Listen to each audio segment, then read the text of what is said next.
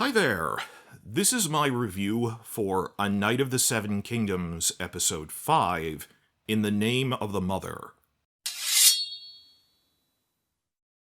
I focus my reviews around a list of the 7 most notable points about an episode, but sometimes a point is important enough that it merits splitting off its own standalone analysis video to give it more focus and detail.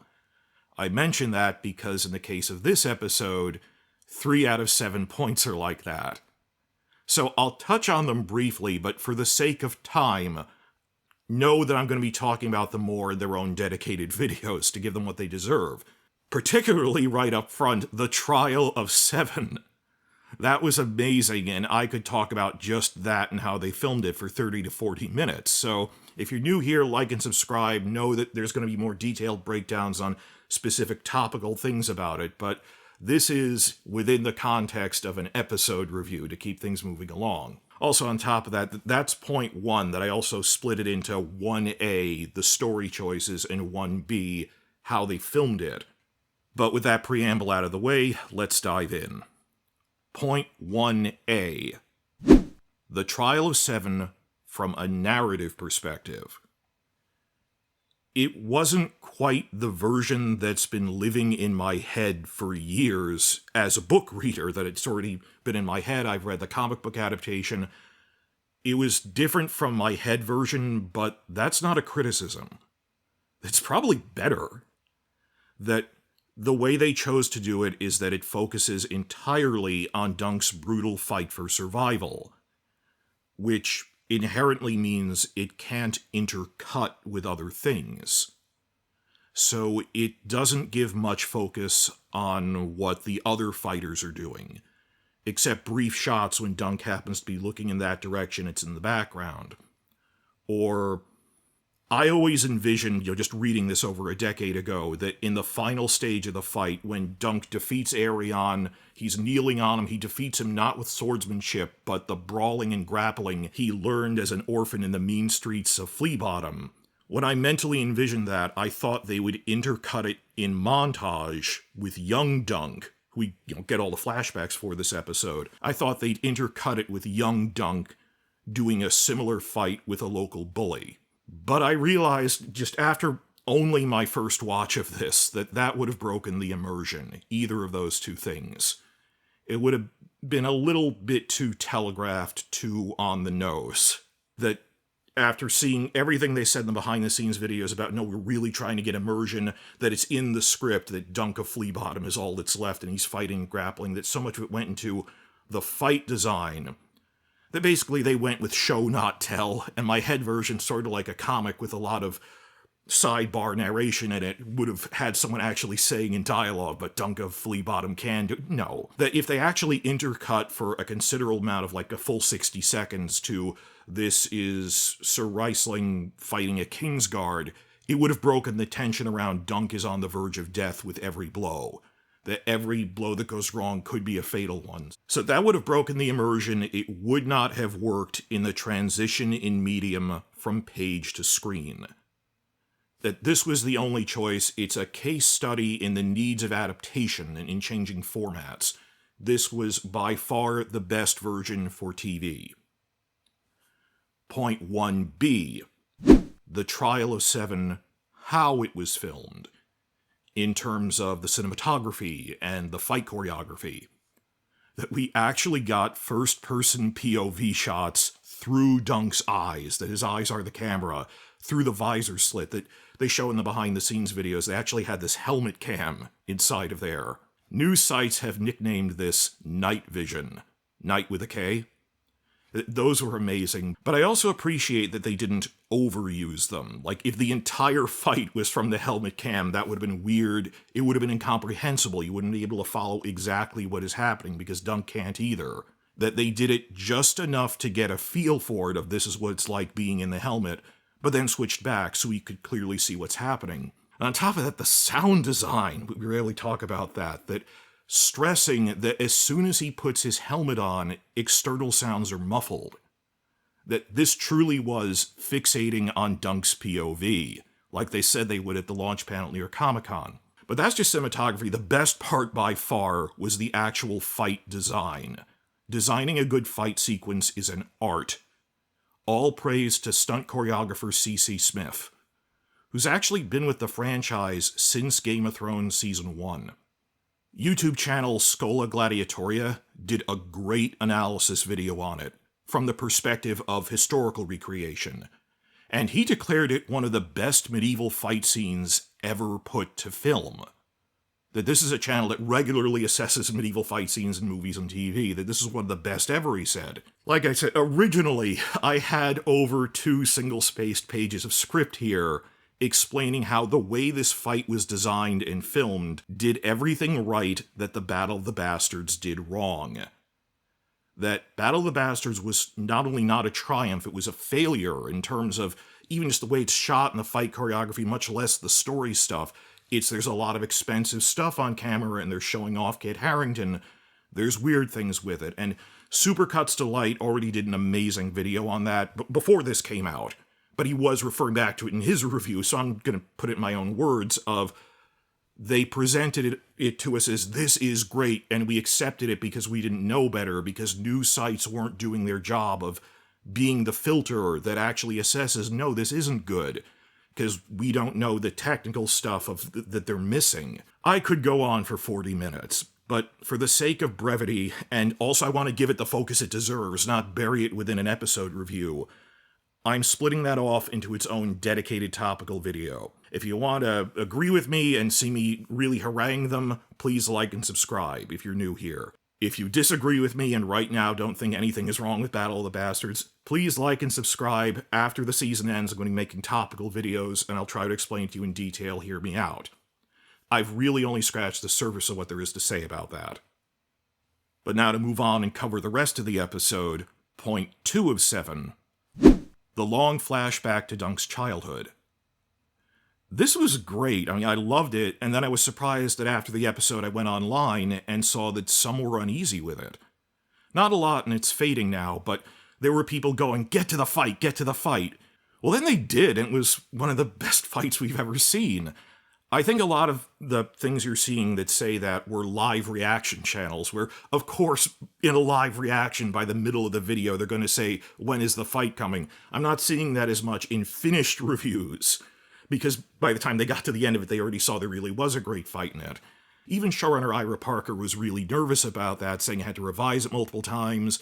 I was worried that we were putting this flashback in the middle of people are hyped up to see this fight, but I mean, guys, we saw in the next episode trailer there are going to be big flashbacks in this one. I don't really see the problem. It's the middle act. It's fine. The other thing, though, is I really think this appealed more to book readers because, if you didn't know, these flashbacks aren't one for one from the novella. They're not dialogue lifted from Martin or anything. That it is based on the novellas, but it's sort of cobbled together from stray mentions that Dunk made throughout all 3 of the current stories about what his childhood was like. That he says he grew up as an orphan in the streets of Flea Bottom, that he never knew who his parents were, much less if they're alive or dead, that he was just living in alleyways and sleeping in doorways. And he also mentioned in just 1 or 2 lines, not in the first novella, that, oh, there were these other fellow orphans I also ran with, named Rafe, Ferret, and Pudding, and we were little monsters, me the worst of all. That's really all they had. And this episode does name-drop the other 2 by name. They do go, Ferret said this, oh, remember when that happened to Pudding? And it's so brief that the way it's phrased, it is implied that Rafe is actually a boy, but the characters describe so little. I mean, their defining trait is orphan, young child orphan, that it's entirely fine. It's probably a boy in the book, but it makes such little difference, just this one list of these are other orphans I ran with. So I'm completely fine with this. I really liked it, actually. Big point is, I do not consider this adding a lost romantic interest. That would have crossed a line. I don't really think they did, just due to their youth. That it comes off as more sibling love, that when you're orphans, that you don't have parents, you don't have any family except the other orphans that actually care about you in this world where no one does. That, like, the way when she asked, do you love me? And he didn't say it with romantic tension nor with the camera work. He just matter-of-factly goes, well, yeah, of course I love you. We're all we've got. is each other. So it was like losing a sibling or something, but it's the way tragedy could strike a child like Oliver Twist or something. I don't think they played it as romantic shipping, so I'm okay with it. Also, I really like actress Chloe Leah. She's really a rising star. That we first saw her in Dune Prophecy Season 1. That she's the sister who gets the genetic memories, so she actually plays multiple characters whenever their genetic memories awaken in her, which is hard. It was a great performance.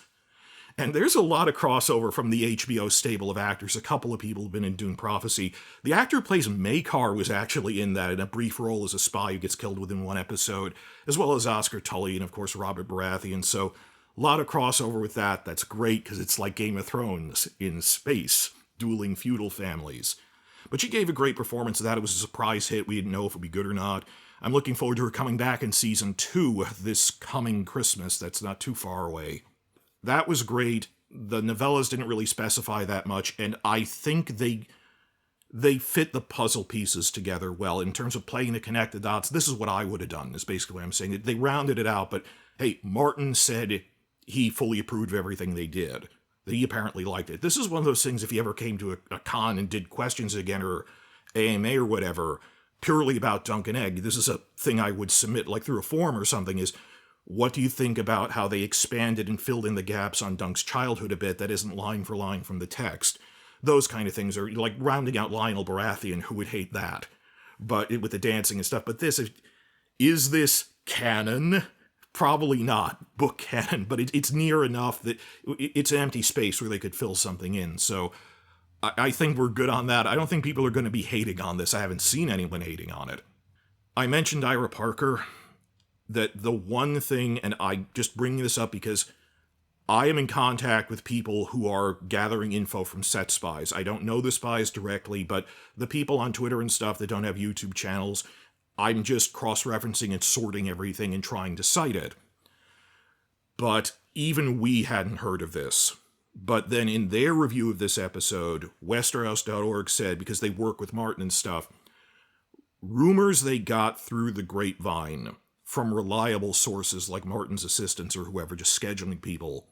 From the set reports we had heard, they're doing more reshoot filming across 2025, and people needed to freak out. Remember all of the doom scrolling and doom baiting we had about, oh no, it's delayed, there must be something wrong with it, when both Martin and HBO were giving it glowing reviews. And we said at the time, I tried to insist to everyone, it was delayed for scheduling reasons. They want it to be the flagship tied to their big HBO Max Europe release coming this January 2026. They had this big rollout in Germany and Italy. The UK one got delayed a few weeks, but I could see, within 5 minutes of hearing this, it must have been delayed to tie it to the big streamer launch. Unfortunate, but I got that. But it made people so nervous. And then when we got news that, by the way, they're doing some reshoots, everyone tried to argue, look, we haven't heard anything is wrong with it. Every show wishes they had extra time to do reshoots just to do little refinements. Because we have the extra time, we're sitting on our hands for another 6 months, might as well do some reshoots for something we want to smooth in a little better. What I'm saying is, guys, there is absolutely no way that reshoots on this flashback were the sole thing that could have delayed the release of the show twice, delayed it a full year. I'm certain that did not happen. They would not have delayed the entire show over this one 10-minute sequence, right? They had the extra time. Parker felt it wasn't really fitting very well because it is a flashback in the middle of another episode. It's giving a lot of exposition. It's shifting locations. I can see how he'd use the extra time to refilm things. So, okay, the reshoots are mostly on this. And whatever they did, I think it worked. That this was really good for me. That it was, you could tell they had cited footnotes on every name drop, every line of exposition. All of that worked. And continuing with the flashbacks, that leads to point 3 of 7. As with past episodes, they once again did some great organic exposition about the Blackfyre Rebellion. This time the most explicitly because we see the immediate aftermath of the final battle. I mean, recent enough there's still dying men on the field. And they talk about Daemon Blackfyre pretty directly. That, like I said before in the other videos, this is a recurring thing throughout Season 1, the first novella made no mention of the Blackfyre Rebellion. because Martin only came up with the details about it by the second novella. Like half of the second novella is talking about what was the Blackfyre Rebellion. A lot of flashbacks. But because Martin didn't put any of that in the first one, season 1 had to come up with their own exposition. I mean, they couldn't just directly lift lines of text from Martin's prose, his dialogue, as a guide. Like, you could pretty much directly lift the introduction of Baelor in episode 2 or something from the text. You couldn't with what was the Blackfyre Rebellion, so that was a big X factor here of how well would they put that in. And I love that instead of a big info dump of exposition that, as you know, this happened, it just, people don't talk that way, that, no, across the season they just start name-dropping things. Egg sings a song about the war with his father and uncle and Daemon Blackfyre, the bastard who came from the wrong country, and here we actually see it, and then we get some pretty direct dialogue that Dunk is saying, the Black Dragon is dead, the war is over. The thing is, I can't unread a book, so I'm really worried about what did TV first audiences pick up from this. Please tell me in the comments if you haven't read any of this, just what were they able to successfully convey, and I think they did, that when Dunk was a child, about 13 or so years ago, there was a big rebellion by someone called Daemon Blackfyre, the Black Dragon, but he lost, and a lot of people died, and a lot of the older characters like Arlan, Baelor, Maekar are veterans of this war. It's to Dunk and Egg as Robert's Rebellion was to Game of Thrones, the backstory event of what happened. The books never really addressed that Dunk was technically alive during the Blackfyre Rebellion, because he's aged up for the show. He was like 6 years old when this happened. He does mention that he saw the army coming back into the city. He's seen Bloodraven with his own eyes, but he said, I was a kid at the time. I was just standing in the street somewhere, and I saw the king going up one of the main highways in the city, which is impossible, but this scene of Dunk and Rafe looting the dead is, of course, invented, but they mention that the battlefield is like a day's ride outside of King's Landing. In the show, it's within visible distance, but yeah, starving orphans, if they found, well, there's unclaimed horseshoes that you can sell for scrap metal and get a decent amount of money for, they would make that trek. That 2 silver stags is a lot of money for an orphan. Remember that in the first episode, when Dunk orders a double-sized meal because he's been on the road a really long time, he gets duck and the lamb. That cost less than 1 silver stag, so you could have like a full-course meal for less than 1. That's like enough for both of them to have a feast, but instead they're using it to pay for a boat or something. And I liked with the blacksmith just, again, directly saying, Daemon Blackfyre is dead, his rebellion is over, I can't use these leathers that have the Blackfyre sigil on them, so he hands them back. That's actually the first time we've seen the Blackfyre sigil in live action. I don't think a TV-first audience picked up on that, it was too quick, that because Daemon Blackfyre was a bastard, bastards can't legally use the heraldry of their noble parents' family, so it's common practice for bastards to reverse the color scheme. So the Blackfyre heraldry is a black dragon on red. It's the reverse of Targaryen heraldry. It's going to be funny when Season 2 directly explains that and really emphasizes it, because for 15 years, since Game of Thrones Season 1, the HBO merchandise people have been cranking out Targaryen shirts that say the word Targaryen on them with the colors reversed. It's a black dragon on red, and I think that's a stocking thing of, we technically get to say we filled up the shelf by having variants, and an easy way to make variants, even if people won't use them, is to reverse the colors. Like, oh, here's our football team, but here's their away colors because they're reversed. That no, in Westeros, reversing the colors has a big different meaning. It's like, would you reverse the colors of the American flag? And, oh, they're interchangeable, so it's stars on a red field with white and blue stripes. No, that has a different meaning. So we'll be getting to that in Season 2 with the heraldry stuff and just how many mistakes the merchandise people kept making with that. Those are the big points. The rest of these go pretty quickly. Point 4 is actually, I lump these together, accents and songs. It's really 2 quick subpoints. Point 4a, Flea Bottom accent. Yes, they establish that everyone else in Flea Bottom talks with the same accent that Dunk does. That actor Peter Claffey kept his natural Irish accent for the role, so logically everyone else around him should match him, not just the child actor playing a younger version of Dunk, but other people in his life where he's from in Flea Bottom, like Rafe, should have the same accent. Now, the books actually do mention that Dunk has a recognizable King's Landing accent, that people he meets can tell he's from the slums of King's Landing just from how he talks, that there's this specific moment, also in the second novella, it's also coming next year, where he meets a Septon who goes, "Oh, you're from King's Landing." He goes, "How do you know that?" He went, "Oh, I worked there for a couple of years, and you have a Flea Bottom accent, I can tell." But this is one of those things I'm just going to quickly mention here, because I'm eventually going to spin off a full lore video on world building and regional accents in the world of Westeros. Point 4b. This was a fun one. At first I thought Sir Arlan was drunkenly singing gibberish, but then started to wonder, I have no ear for constructed languages, but this sounds suspiciously like Dothraki. Like, I don't know Dothraki, I'm not that big of a nerd, but just it has a lot of zh and k sounds, and it's going, wait a minute. Turns out it actually is Dothraki. Well, I didn't have the subtitles enabled when I was watching this, and if you turn those on, it does say, parentheses, singing in Dothraki. I didn't know that at first. But then after the episode aired, linguist David J. Peterson went online and posted the official lyrics. I'll just put them in the card here. That this is exciting because it actually means that Peterson is now one of the few crew members who can say that they worked on all 3 current shows in the franchise. Just as back in episode 1, Ramin Djawadi was the music composer on Game of Thrones and House of the Dragon, but they said we wanted a very different folk music feel for this show, so we intentionally got someone else, Dan Romer, but Djawadi still did a creator cameo, not on screen, that he cameoed his work by, during the Baratheon folk dance in their tent in the first episode, he's the one who composed the folk music for that.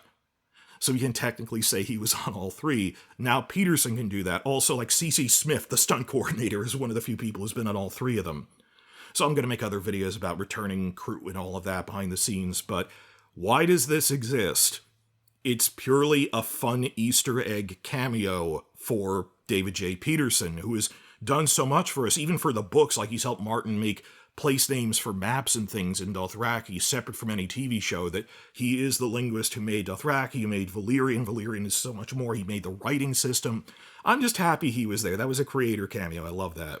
As for how Arlan knew it, that doesn't mean he went to the Dothraki Sea. It's in the book, there's Dothraki exiles and mercenaries who, as lone wolves, might, come to Westeros in a sellsword company. Like, the Brave Companions had some Dothraki members in them.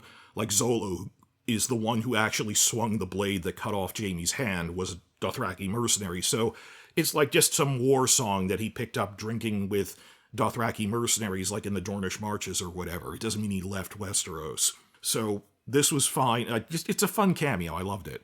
But in terms of why he's like this, that directly leads into point 5 of 7.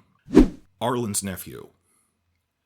This is my one complaint about the entire episode, and even complaint is a strong word. It's a concern. I'm putting an asterisk here because I'm not going to take points off for it, that basically, I don't know if it was clear to a general audience that Arlan is so nuts and fall over drunk in the flashbacks because he's drowning his sorrows that in the recent battle his nephew and last living relative just died. That he's bereaved. That I'm not totally faulting the writers because they do say that happened much earlier in an earlier episode, at the very start of episode 2. For those paying attention, Dunk does say, his nephew died at the Red Grass, and I wasn't sure if a TV-only viewer would pick that kind of thing up. I check live reactor channels, some didn't, and were saying, it's just Arlan being nuts, and I was worried, but then other live reactors posted their stuff with no knowledge of the books, and I did see more than one live reactor going, it's because his nephew just died, aloud. So that made me feel better about it, that, okay, enough people who are attentive about it would pick up on that. I mean, there is a freshly dug grave with a helmet on it. I think that signaled it enough. My one question for you guys in the comments and everything is, the one way they might have set it up more is, remember when Dunk and Rafe are walking back to the city on that road, and a rider comes along bearing Stokeworth heraldry? and he's got a body from the battle slung over his horse. He's going to bring him back home to bury him. And then he passes and they get back on the road. Should that have been Arlan carrying his nephew back? Because on the one hand, that would have really telegraphed and made explicit that if you see him really messed up, tears streaming down his face, that his last living relative is dead. On the other hand, it's a bit on the nose. That what are the odds that Dunk would randomly run into this guy by chance twice? It's almost as if gods literally exist in this world and fate. Time-traveling Bran. No, so I can see how that would be a little bit too coincidental to meet him twice, but they did give some setup on that, and enough people did pick up on that. It was a case of show not tell, that you see he's really messed up, there's a freshly dug grave. Maybe when that guy with the cart was leaving, he could have given him a line or two of just sorry about your nephew, or I don't know, but I'm not taking points off of that. That's just a refinement I would have made. There's other things on the season scale. I wish they'd done a few more things with Beesbury or Tanzel, but this was just how it fits when you actually rubber hits the road and it gets presented to an audience. But talking about Duncan Rafe coming back up a road, that leads to point 6 of 7. The Dark Hedges. The Dark Hedges have returned. That when they're walking up that tree-lined road back from the battlefield into King's Landing, those are the famous Dark Hedges in Northern Ireland. They're this famous local landmark in County Antrim. They're on the road leading out of Armoy. And they were a previously used filming location on Game of Thrones. That in the Season 2 premiere, when Arya and Gendry are leaving King's Landing going north up the King's Road with Yoren, they filmed there.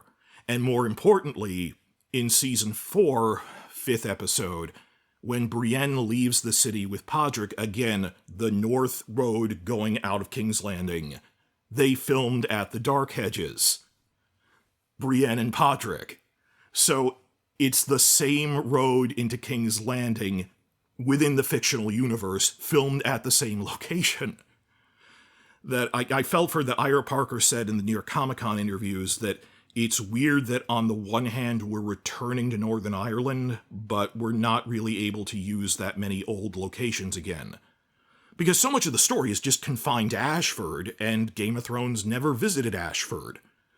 That through no fault of House of the Dragon's production team like Condal, this is above them, the old HBO leadership stupidly didn't renew their contract with Titanic Studios, so that's why House of the Dragon doesn't film in Belfast anymore. They had to move to Leavesden Studios. We were excited that, they're going back to Northern Ireland in this, and in behind-the-scenes videos, they mention a lot of the below-the-line crew are Game of Thrones veterans. The set preppers, the groundskeepers, the hundreds of people who do costume fitting and makeup for the crowd scenes. A lot of those, if you check. The one of note that I saw was Naomi Liston, who is the locations manager who is in the Season 8 documentary, is actually in behind-the-scenes videos again, so there are some returning crew there. And there's also props people who came back from House of the Dragon, but they said, we can't reuse Winterfell locations in Season 1 because we don't go to Winterfell. So Parker said, he explained all this and said, I wanted to make it a point to at least reuse one real location in Northern Ireland for the same place that it represented in Westeros before.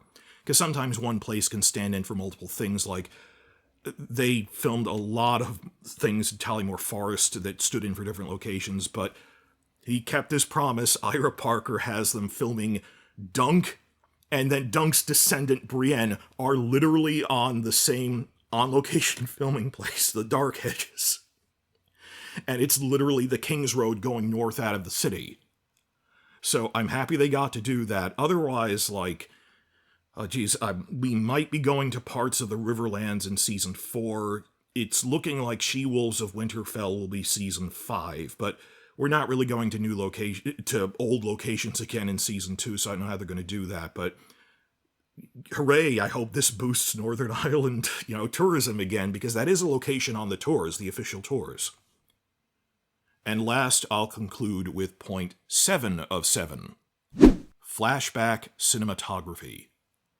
In the final behind-the-scenes video, Deep Dive, it's the third and last Night in the Making video, director Owen Harris explained in more detail that this is the separate visual style we developed for flashback scenes, because this episode has the most extensive ones. They put in behind-the-scenes video for this one. I ended up making a full page of script discussing how this is differentiated from Game of Thrones, where they avoided flashbacks, because, to directly quote Benioff, it's difficult to signal when a scene is a flashback. No, it isn't. TV and movies have been doing that for decades. You are just bad at this because you're a novelist who never directed anything before. And they sold us that for years, that they're these creative geniuses, when, if anything, they were laughably inexperienced. And as they taunted us, this was the world's most expensive film school. We don't know how flashbacks work, how to signal them. And that we lost that as a narrative storytelling technique because they didn't know how to do it. It confused them of saying, well, how do we even know it's a flashback? They explain it right here, that Harris actually lists off the 3 rules of what do flashbacks look like to signal to you that it is one in this show. The first one we already knew, that flashbacks have a slight vignette effect around them, like putting a vignette filter on it on your iPhone or something, that just there's a slight shadow halo around the edges of the frame. Not enough to draw attention to itself, but enough that if you look for it, it's there. But in this video, Harris went on to explain 2 other things that both stem from the same point. As he explained it, the idea is that flashbacks are supposed to feel like a memory does. Well, what does a memory feel like? Harris said that memories are sort of like a postcard, like a snapshot. They don't move a lot.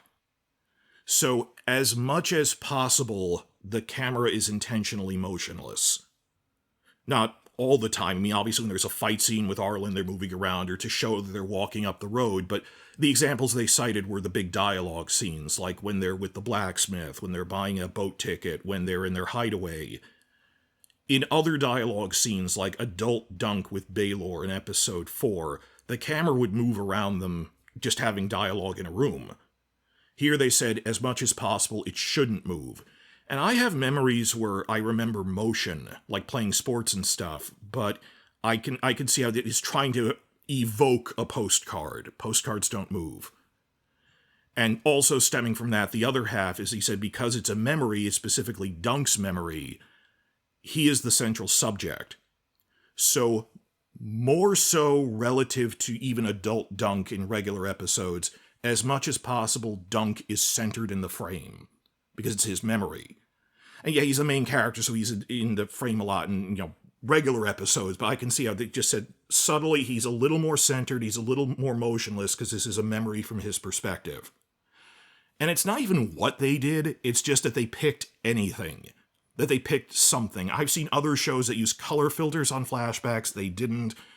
But instead of treating it like this insurmountable task, they actually thought, oh, we'll do this checklist of 3 things to signify this is a flashback. Like, this is how they're going to film Blackfyre Rebellion flashbacks if and when we get them in Season 2. That it's a little more centered, the camera isn't zooming around as much. It's like watching a painting of the Blackfyre Rebellion, a snapshot of it. I get that. So, this was great. I love how the viewership and critical ratings, the ratings online have spiked for this. It really feels like we're back. I can only hope we can maintain this for the final episode and through the rest of this rebuilding year 2026. I don't know, it's on the one hand, we had so little last year, and now we have this again. People say this fight scene was so amazing, deservedly so, that this is as good as the franchise has been since the last time it adapted Martin's direct writing 12 years ago in 2014. But now we have something to lose again, so I don't know. But at least when we didn't have nice things, I didn't have to fear losing them. Or people getting bored of, now, what are people going to do during the break between seasons? Thankfully, they're planning out we'll never have a more than 12-month gap again. I don't know, but as I've said, I'm going to be making spin-off lore videos about this in the meantime, going over the battle in more depth, that this fight scene is doing everything right Battle of the Bastards did wrong, on regional accents, on doing flashbacks and things. So, if you're new here, please like and subscribe. We are not going into hibernation mode for another 6 to 12 months. My hope is that the whole community is once again waking up like we did with House of the Dragon Season 1 after a 3-year wait. And this time, though, HBO is actively planning out we won't have gap years again.